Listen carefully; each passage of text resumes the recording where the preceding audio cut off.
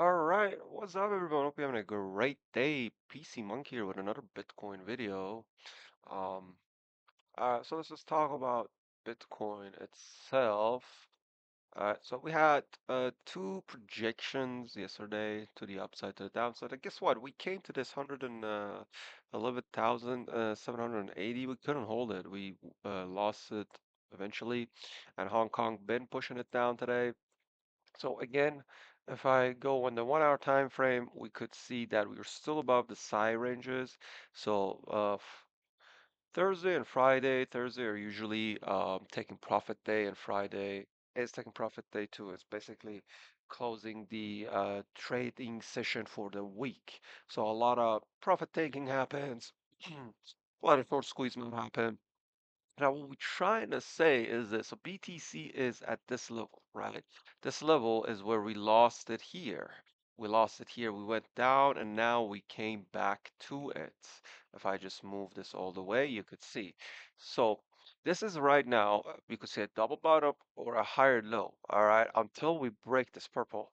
Now, what we could do is we could come all the way back up to this line, get rejected, and make an M pattern. Now it could go higher, then we come back just like this. It could go a little bit higher, then we come back. But then this could basically mean that we're opening more shorts around here. We're getting ready. And that could mean that we basically getting denied if we lose this 111,780 for the second time. Now, Hong Kong dropped it. London could push it back up, and then New York could drop it. Any kind of scenarios could happen. It's basically three factorial, right? Um, uh, because I count Hong Kong too. So anything could happen. True factor is going to be six scenarios. So we could have six scenarios around here. I'm not going to go through each and every one of them. But in my opinion, there's only two ways. You either come back up around here and then go back down if you don't hold it. If you don't hold it. But if you hold it, then you're going to hold here and continue to that 114 $1,000. We are talking about it a lot these couple of days, but we haven't yet gone there. Now, if you don't hold it, then you kind of come back probably to the psychological range, which is around this big candle, which we shifted away from the psychological range, but we didn't really continue up, right? So this is very important. Today would be very important. If we continue today all the way down to psychological range, then we might have a pull back up tomorrow, and then that would be another story. But this is it for now. So we either pull back up and come back down if you don't hold, or we basically continue down from here if we don't have that push up for an M pattern to happen today. Now, if you take a look at the USDT dominancy, we've talked about this a lot. I've talked about this over the stream a lot. You could see that we did this move, okay? But not all the way down here to clear these people. We held it above this line, right? Now we are above the daily open, but more importantly, we are inside the psi range again. We are at the psi low. Now, this is a key point here. If it gets rejected at the psychological low one more time, which happened here, this could go all the way down. All right, this could basically do this last move. But keep in mind, it could hold here and then consolidate or come back a little bit lower and then go back higher. Now, if it holds inside of the psi range, then it's better to short than long. If USDT holds inside of the psi range, in my opinion, it's better to short than long. But again, it goes to your own preference. But usually when we hold this, we could continue to go up on USDT dominance. And obviously when USDT dominance comes up, everything around the market would go down. Now, if you take a look at the I'm sorry, the coin anch before we jump into stocks, we could see that BTC have a lot of orders around 109, a lot of orders around 109. So 45 million is ready to be filled at 109,000 flat, 109,000 flat. 45 is the initial amount. This could go to 100 million, or it could just completely gets removed and be a spoof order. So we don't know yet, but we know towards downside around 109, 108, and then we go to 106, which is a huge order around there. It's been there for a while. I've been mentioning it. This is it. There's a lot of orders here, and then there's a step ladder too. So we might want to fill all of these, but the most important one is at this wick, which is 108, 950 around there. We basically got around 100 million here, more than 100 million. So I got a 32 million. I got a 50 million, so 32 and 50 is going to be 82, 82, and another 40 is going to be 120 plus a 5 is going to be 125. So give or take 125, 130 is around there. I think we're going to get hit, and this is going to be the top of the psi range. If we come back to the chart and take a look at the psi range for a second on BTC, it is the psi range. Okay, so shorting, in my opinion, is much better. 109, you can see here 109.